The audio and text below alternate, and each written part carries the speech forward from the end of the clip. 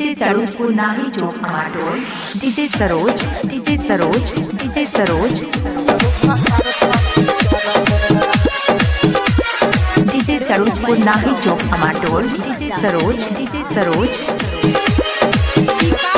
क्या नाम है आपका? DJ Saroj DJ Saroj Sonai Sonai lover पकड़ै छ सिंगार हे तो भातार सखी करबे गे लवर पकड़ै छ सिंगार हे तो भातार सखी करबे लवर पकड़ै छ सिंगार हे तो भातार सखी करबे हो डूबी गए अपने सब खोजै छ जोगार हे तो भातार सखी करबे लवर पकड़ै छ सिंगार हे तो भातार सखी करबे लवर पकड़ै छ सिंगार हे तो भातार सखी करबे हो डूबी गए अपने सब खोजै छ जोगार हे तो भातार सखी करबे लवर पकड़ै छ सिंगार हे तो भातार सखी करबे।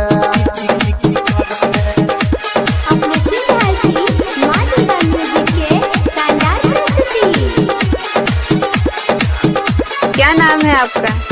डीजे डीजे सरोज को नाही चौक हमाटोल आपका ये नाम है? घूमी बाजार नेपाल। ओठा लाली लगा कर पेशेंट गमका कर खूबे घूमै छ रोड पर एगे हिप्पी हिला कर ओठा लाली लगा कर पेशेंट गमका कर खूबे घूमै छ रोड पर एगे हिप्पी हिला कर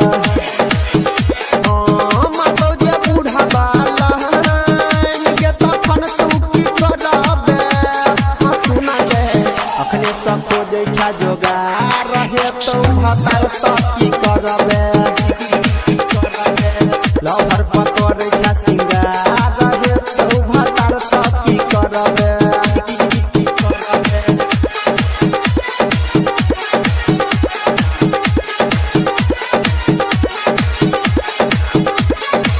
क्या नाम है आपका? डीजे अरुण सोनाई सोनाई आपका ये नाम है? घूमी बाजार नेपाल। जींस फाटल फाटल गे पट्टी सट बवाल गे साचो लागै छ कमाल गे तोहर सेब जे नगाल गे जींस फाटल फाटल गे पट्टी सट बवाल गे साचो लागै छ कमाल गे तोहर सेब जे नगाल गे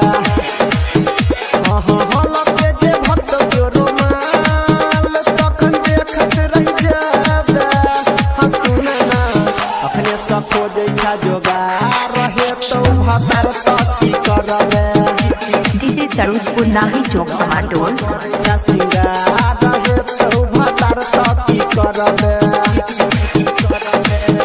अभी आप सुन रहे हैं तेनवाली से माँ दुर्गा म्यूजिक की प्रस्तुति। क्या नाम है आपका? डीजे सरोज को नाही चौक हमाटोल डीजे सरोज डीजे आपका सरोज। ये नाम है? घूमी बाजार नेपाल।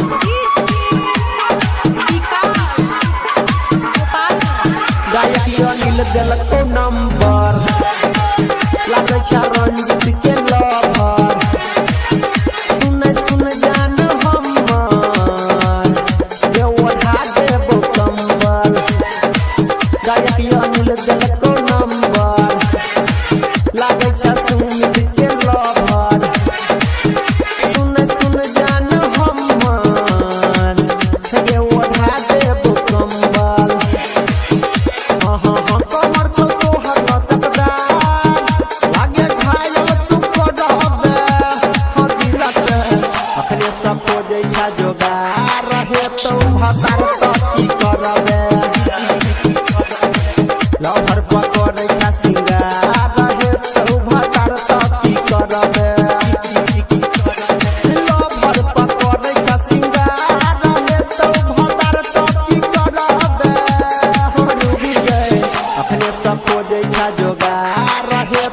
भतार तो की करबे